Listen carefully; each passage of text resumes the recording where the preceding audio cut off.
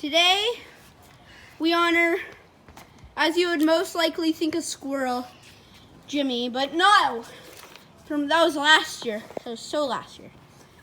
That was this dead bird, Jimmy, the bird. He's, I think he, God. Get on the shovel. I can't. Hyper, take on it. Dead bird Jimmy.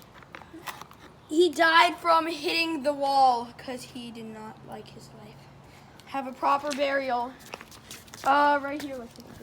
Don't we kind of need like a hole to bury him? Yes, dig a hole. And there's a rock there. You dig a hole, and we'll get a gravestone. Proper burial. Except normally they wouldn't use a... Goodbye, dead bird, Jimmy. We Jimmy. will return.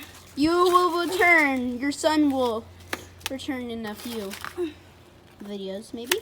I know I haven't posted in a while, but stay tuned, subscribers, squad. And stuff. Where notification squad at?